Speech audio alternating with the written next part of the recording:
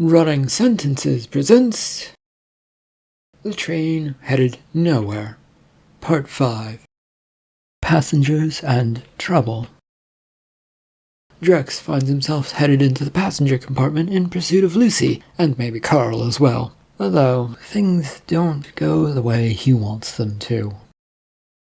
This story is written and narrated by Michael Hunnery. It is a work of fiction, so any names, characters, businesses, and events, situations within this story are products of the author's imagination. Any resemblance to real people, situations, characters, businesses, events, and/or fictional businesses, characters, situations, and so on is purely coincidental. Copyright 2024, Michael Hunnery. All rights reserved. The swaying of the to and fro in the workers' cars had softened a bit in this new car that he found himself in. Drex was standing in the first of what is supposed to be many storage cars for the passengers' goods. In front of him was a growly-looking worn man whose face was weathered with so many wrinkles. Domino was behind him, but that gave him no confidence that this was going to go well. "This place is forbidden for workers to pass through, and that includes certain bosses." This figure eyes Domino as she feigns indifference to his comments. "That's great, we don't care. There's a group of people, 3 of them, who pass through here who are workers. I'm guessing you didn't give them as much trouble?" Drex said. "I don't know what you're talking about. I've let no one through here while on my watch." "Well, someone has let 3 people pass through here, and we need to go collect them up before bad things happen. That is why we are here," Domina said to this worker. "Do you have proof of this?" the worker asked, holding out a hand for some sort of proof. With a heavy sigh, Domina again produces the ID she'd flashed before from her pocket. She marches right up to this man and kept it in front of his face for a good 30 seconds. "As you can see, we have permission via the bosses," Drex said. "The bosses over the workers, not the ones over the passengers as far as I can tell." "There are no bosses over the passengers. What are you even talking about, fool?" Domina said, her anger getting the better of her. "But the bosses..." There was now a rather confused expression on this man, who somewhat feebly began pointing backwards to another car behind them. Drex felt that there was a lot going on that would never get explained, but then had a small thought. Was one of those so-called bosses a blonde-looking woman in a sort of waitress-like outfit? Drex asked the worker. I guess blonde waitress outfit, don't know. It's true enough that the blonde, but I never really got close to them. I saw some people pass by." "And you're the security guard for this car, or do you actually work storage here?" Domina demanded. The man took a step back as a sudden attack of questions from the 2. He kept looking between them and puffed his chest out to try and regather his composure. "I don't have to answer to you 2. "Well, that is fine. Who do you answer to, then? And can we get them to come here, please, so that we can sort this out? We would like to have a chat," Drex requested. No, I can't do that." "You can, but you don't want to," Domino pointed out and began slowly walking towards him. "I sense your fear of leaving us here alone with no one else to guard here is what's stopping you. That's it, isn't it?" We promise not to move about, sir. Or you can simply take me and Domina to your boss."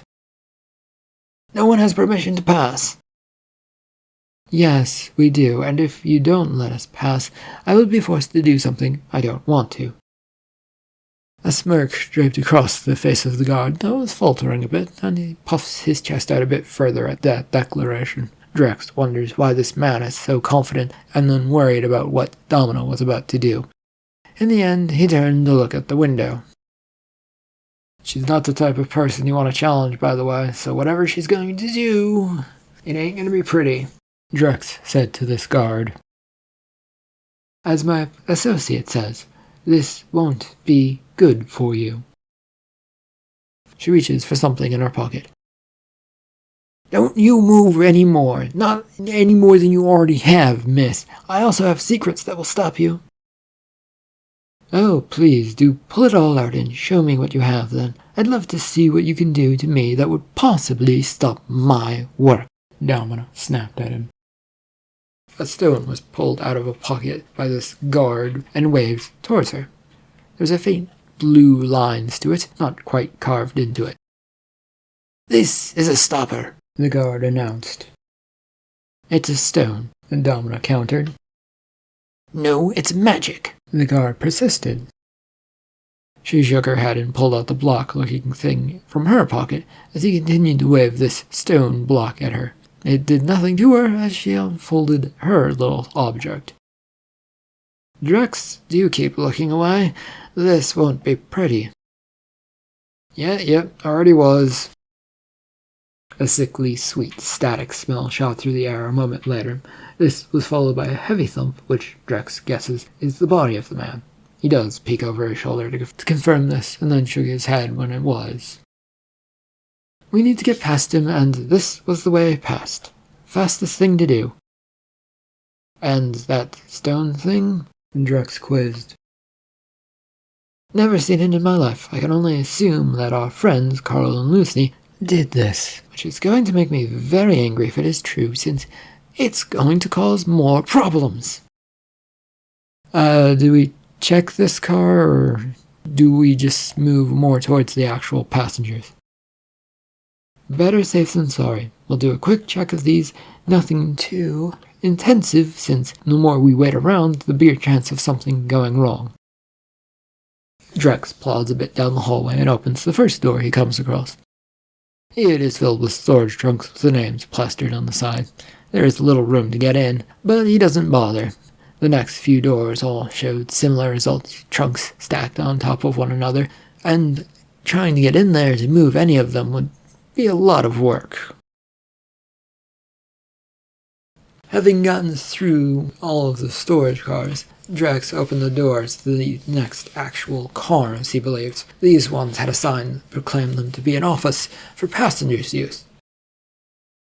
He expected to see a small plankway passage to get to this one, but instead it was an enclosed space that was small but warmly lit.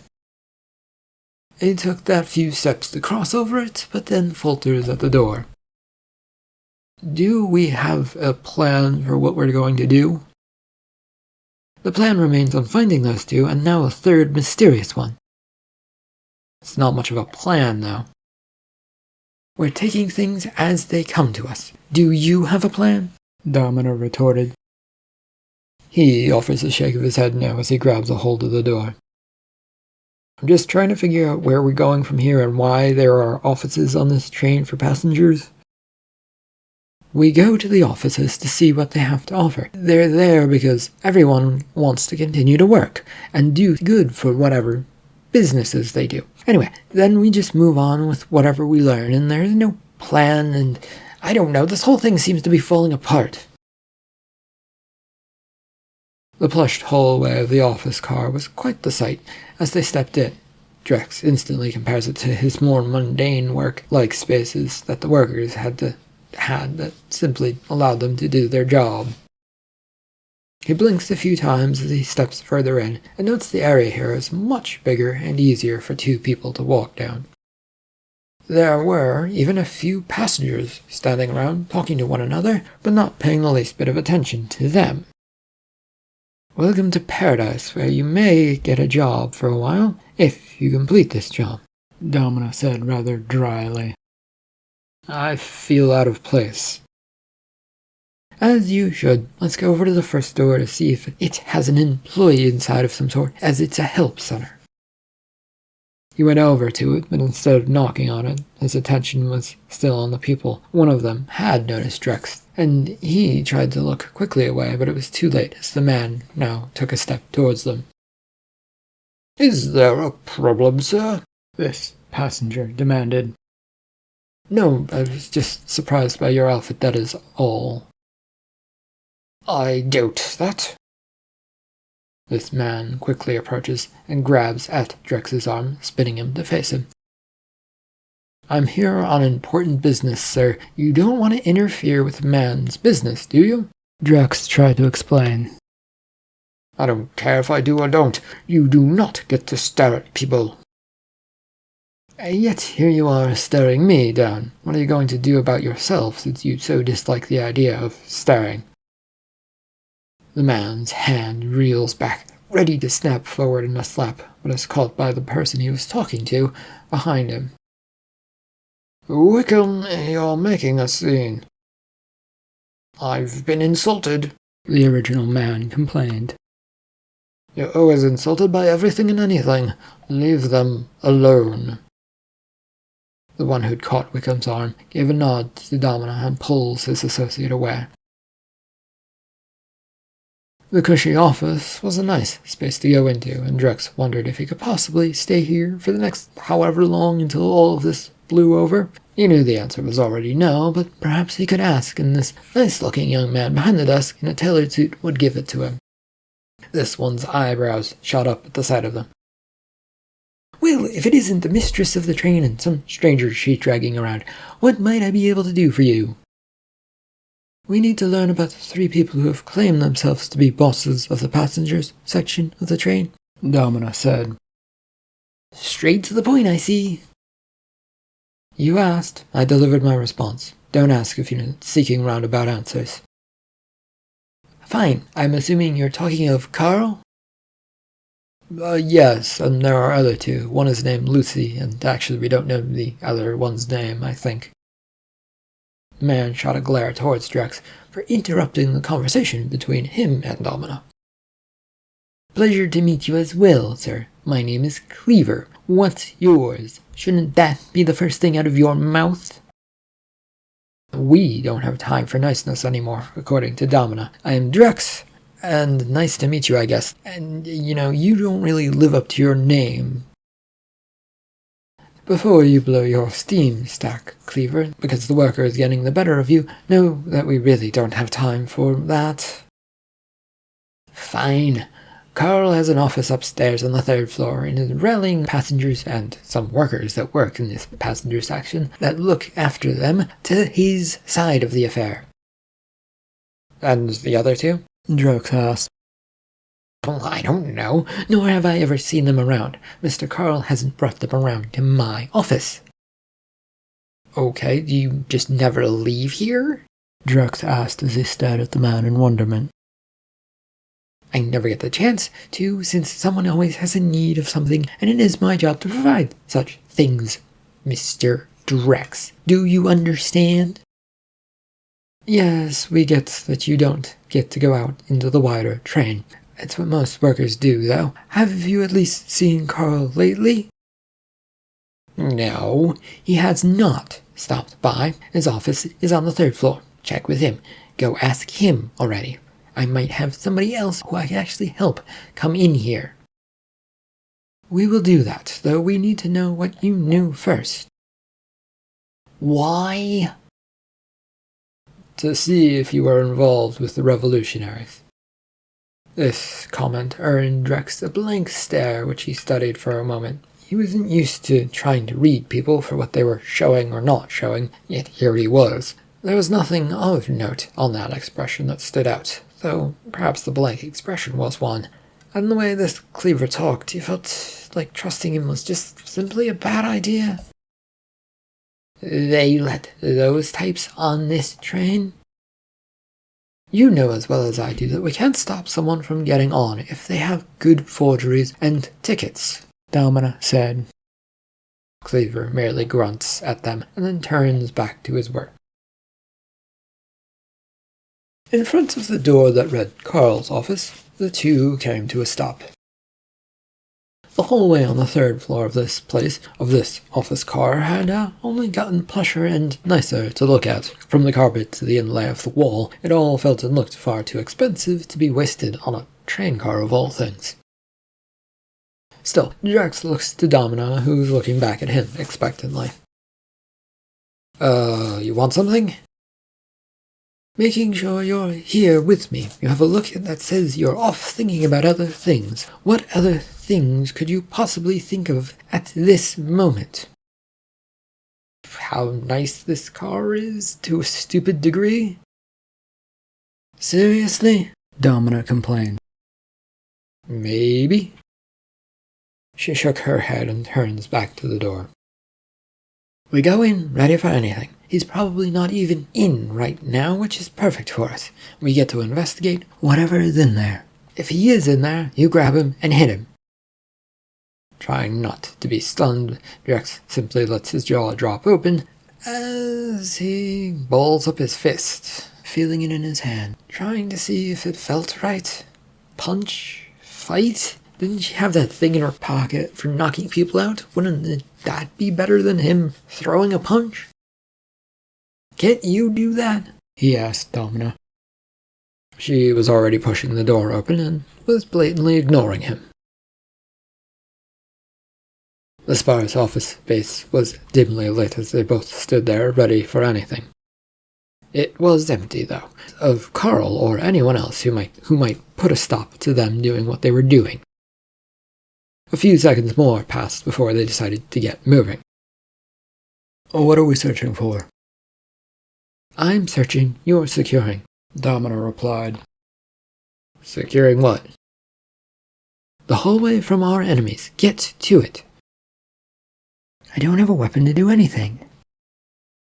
She reaches into her pocket and throws the box-like item that he'd seen in her hands before that she'd used to attack the man waving the rock at her. Deftly catching it, he stares at it for a moment before turning it around and going right back out the door. Taking up a spot in front, but not completely in front of the office door, Drex leans back, not wanting to get hit by it if it opened suddenly or if somebody came charging down and started asking questions. Well, it was just best to be a little bit off. He was enjoying this quiet moment, the soft sounds of the train wheels chugging along, which still reached all the way up here on this floor. It was a nice lullaby of noise, all that had been happening lately, though sadly it did not put him to sleep. And it was then that a stranger clambers out of a nice-looking elevator and was now looking directly at him. The man was in a nice, fine-looking suit, and, well, his features were dark and foreboding, which, in contrast, really set Drex's spine to stiffen. Who are you? The man announced this, still at the other end of the hallway, but getting closer by the second. Worker on the train, who are you? You didn't answer my question. Well, I did, but didn't give you my name. You should have asked for that instead of the broad question you decided you did want to ask. You're playing with words. I hate workers who play with words. Oh, well, that's unfortunate. Then are only passengers of the highest-born pedigree allowed to play with words? Yes, exactly, especially in front of me. Good to know, but I shall ignore it. If you have any business here, I suggest you get to it and not waste your time. This man continues to approach, eyes narrowed, and to the smallest of squints, looking mostly closed, but over him very, very carefully. I am Charles Quint the Fourth, and no one with a brain dares question me. They get thrown off the train if they do. I'll keep that in mind if I have any questions. Now move on or face some consequences. Shocked by this, Quint takes a step back, trying to recover from this sudden insult. The smirky face that had been so confident a second ago falters. A crash of questions coming and going in a few seconds before that hard resolve came back to Quint. Threatening me? You're threatening me? You threatened me first, and you're in the way of an investigation. Unless you're going forward with information about a Carl who works on the train, or a Lucy who also works on the train, and may or may not be revolutionaries, then yeah, I will threaten you all I want. Have you gone mad? throwing names around, and then the word revolutionaries at me as if they all fit together. What are you even talking about? Drex took the moment to look over the man who was steaming mad and trying to hulk out his form to make it look bigger. I wasn't really succeeding, but it was amusing to watch, and Drex, for once, actually felt in control and calm. Sir, I can see you're upset and don't understand what I'm saying. Perhaps returning to your cabin would help you cool off. The door opens, and out comes Domino with a handful of files. She comes to a prompt stop to avoid running into Drex. Ah, Mr. Quint, what is the problem? This man is... Yes, well, I will take care of that right away. You happen to know Carl, though, right? One of the engineer bosses who comes through here occasionally, explaining things to people, and now is doing other activities? Domina asked. Maybe. What of them? I'm sure my worker Drex here said that we're looking for them. Could you help us with that matter? I saw someone who looked like him not far from my sleeping car. Can't say exactly where, though. The answer had come begrudgingly as Quint shuffled a bit back, glowering as he did at Drex. He seemed quite put out by having to answer these questions and not getting anything in return. He, however, was soon gone from sight, leaving Drex to turn to Domina. You really don't need me at all, do you? Drex asked. This line of questioning again? Yes, I need you. No, you may not leave. You're the one who is somewhat close to Lucy, so I'm using you to get to her, and you seem to provide a way to people. Oh, great. It sure doesn't feel like that. Anyway, what you find in the office? A collection of files on passengers with lots of them circled. Targets? Drex asked. She pauses and looks upward, studying the ceiling, looking for potential answers in her mind. It would take a moment before she would meet his eyes again. I think that would be unlikely in the way that you're thinking of targets, more like people he could go after to bring to his cause. Targets. She nods and began pushing past, which he let her do, but kept up with her in lockstep. And where are we going now? Or am I not allowed to know that? We're going to the high-class dining car where one of our guests likes to stay. He does go back to his cabin to sleep, but he spends an awful lot of time there. Am I supposed to be sort of muscle in this situation? 'Cause one look at me doesn't give that impression. No, but do hang back a bit. You do attract attention with your looks. The trek to the dining car was a simple affair, traveling through the couple of train cars to get there. Each car had a level of detail and luxury that Drex wasn't sure he'd ever seen before, but as quickly as he'd seen it, he decided to forget it, since it would do him no good to remember what he would never have. When they'd gotten to the fancy dining car, they'd ridden on an elevator up to the third level of it. There was an opulent and quiet room that greeted them as they stepped out onto it. A place with only one table and a rather large bar, stacked with lots of different alcohol, to it. Drex moves to the bar as Domina marches over to the table, which had 2 people sitting at it. Can I help you, sir? Not really, no, Mr. Bartender. I'm here with work with my boss. Who are you? The name's Moores, and as you can see, I work this bar. Who are you, and should I have you removed? I don't think you can have me removed, though it might make my life easier. I'm with Domina on business, trying to track down some workers. Your name? I go by Drex. You wouldn't happen to have come across a Carl with a slight scar on their face, or a blonde by the name of Lucy, would you? The bartender was busying themselves organizing the glasses, of which there were a lot of them, and all of them looked clean, as Drex watched and wondered why there were so many of these when barely anyone was here. There was a glance towards him by Morse, who kept cleaning thoroughly and slowly. You'd have to be more specific about the woman, because blonde and Lucy doesn't make much sense to me, the bartender offered. She's a little shorter than me, puts a bright, airy attitude, makes your worries go away. There was a slow nod, yes, as he was describing her. No, this could simply be the shake of a head yes, not meaning anything more than that. Drex then looks over towards the table where Domina now sat, but was unable to hear the conversation going on. Yesterday. You saw her yesterday? Drex asked as he turned back to the bartender. Well, someone of that sort fits that description, though she wasn't dressed like a worker. No, more like one of the passengers. She came and sat at the table with the gentleman, and there were some people with her as well, I believe. Do you know which car she's staying in, or where she might be?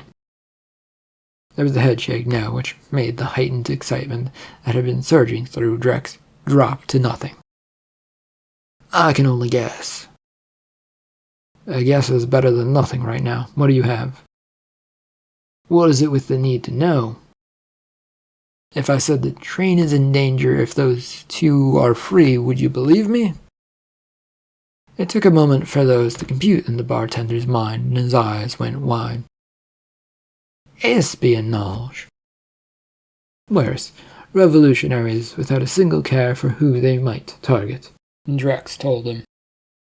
Well, there's another office car. The office car labeled Crimson. I believe that's where they hang out, or so I've heard.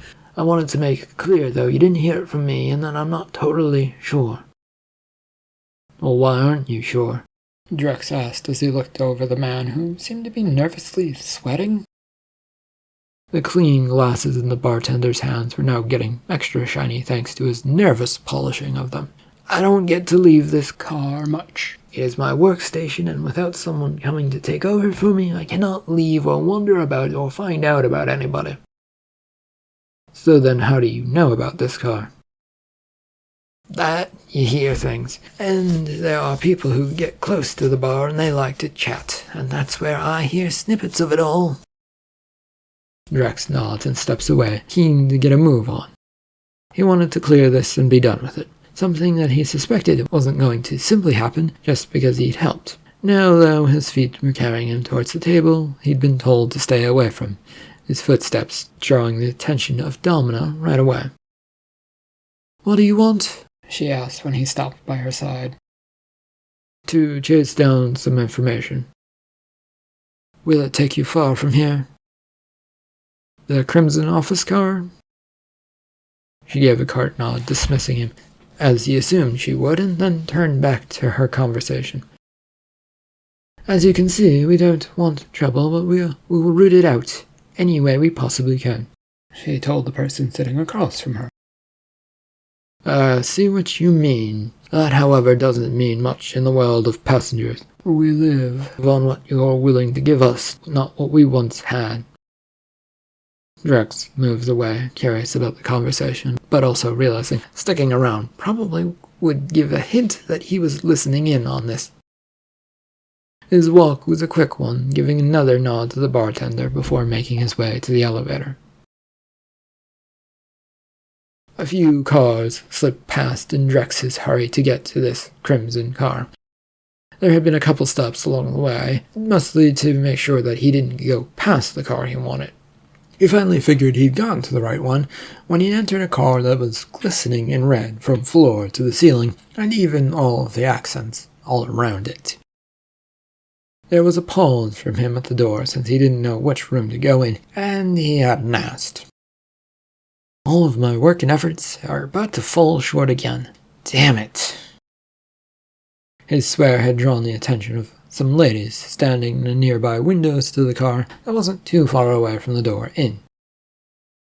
Excuse you, one of them said curtly. Yes, sorry. Didn't mean to say that out loud as I did. You wouldn't happen to know where I could find a lady, a blonde-haired woman, who goes by the name Lucy, would you? Why would I know such a lady? Drex involuntarily shrugs back at her. You may or may not. She's a worker for the train who sometimes masquerades as a passenger. I don't think I know of her, and why do you want her? She's in trouble, or may be in trouble. It's a bad situation. But then check the offices on this level then. It's where all the misfits seem to stay. He nods and heads towards the first door, which had no sign over it indicating what might be inside. A moment's hesitation led to him knocking on the door and waiting. There was no response, and when he tried the handle, it refused to open. With a sigh, he went to the second one, seeing a sign that was above it. The Market of Imperial Wonders? It sounded like a toy shop, but he opened the door anyway. There were no toys in this office, which was a bit disappointing as he charged inside to an actually dark room. Drex felt around for a light switch, which he found, giving some more light to that space, showing that it was a basic enough office for someone to do work, but apparently no one had been there for a while. A layer of what looked to be dust sat around this place. He was about to exit, and when he turned, he found the woman before him, pushing him further inside with a dark expression on her face. "Who are you?" she demanded. Drex, worker and investigator, sometimes on this train." "That explains nothing. What am I supposed to do with that information?" "I don't know. Usually gets people to either talk or to leave me alone. It is the truth, though, so leave me alone?" She charges into the room and moves to sit down on top of the desk. In a swirl of motion, she does exactly that, staring at him from her new perch. "This lady you're looking for?" "Yes, Lucy, or a man named Carl." "What is it worth to you?" this lady asked. "A lot, I guess." "Good. I want a lot in return." Confusion reigns over Drex's face as he tries to figure out this lady. Something about her seems so very off, but he couldn't figure out what it was at this exact moment. She looks like a nicely figured woman with green eyes that stare out and pierce what felt like his soul. He tried to meet her gaze, but got lost in her eyes, and eventually had to look away. Okay. You want a lot in return. What's that mean?" "If I were to turn one of them over to you, what would be my reward?" This statement causes Drex to reel back in surprise, and even take a few steps back as the words hit him hard. His brain said, no, then yes, then what the fuck? Or if it had been all three at the same time, he wasn't sure, but probably was. Whatever it was, his head didn't want to accept any of this. "You have one of them?" "Yes, in the closet over there." She points her thumb towards the closet behind the desk, and he glances around behind her. There's a layer of dust around this room now, which made him doubt that this could possibly be true. He wonders what she might gain from lying and kept his back straight with the hope that no one was sneaking up behind him to do something to him. "Who is in there?" "You don't trust me?" "Nope." "How disappointing to hear. I mean you no harm, and I'm actually helping you out. I just want my reward." He shook his head again, stepping off to the side, trying to see if there was something firm behind his back to give him that extra sense of security. The whole world, though, felt like it was tipping to the side, but that might actually be the train going around a sharp bend. "I don't trust you without any proof." "There's a person in the closet which you can check for yourself. I wouldn't do anything to you, and I promise that if that's what you're worried about. My life as a lady would be ruined if I got my hands dirty." "No, if anyone saw you get your hands dirty." "No, sir. Not only if I was seen, I would know, and I don't want that on my hands." "You have one of these people in a closet. That doesn't add up, does it?" She grins, hops off the desk, and strolls towards this closet. "Yes, I may have helpers. No, they aren't here. Now come on to the closet." Grabbing his arm, she pulls him towards it, which he resists, but finds her sudden strength rather surprising. First the standoffish mood, then that playfulness, and now strength, despite not appearing to have any of that? Explain something further. You didn't want to get your hands dirty, yet you're in a dusty room and a person is in a closet? Make it make sense. Oh dear. It's simple. All of these offices are next to one another. There's always ways through walls without coming in here. Now at that closet against that wall that separated it from another office, Maple knocks on that door, from which came a few muffled moans. Still alive in there. Realizing that what this lady had said might be true, Drex realizes he might have to promise her something. What do you want? I can't promise anything or offer anything to you. My job is not a grand one that has any power. Then you'll have to give over yourself. Yeah, I'm not sure I understand you again. What are you asking of me? She opens to reveal the blonde hair of a figure, one wrapped up in a lot of ropes, hog-tied so they could barely move. I believe this is Lucy you are seeking. He pauses for a moment, staring at it. I think so. The blonde woman manages to move her head so that she was looking straight at him. With a gag in her mouth, she couldn't speak, but he could recognize Lucy when he saw her. End of part 5 of The Train Headed Nowhere. Thank you for listening.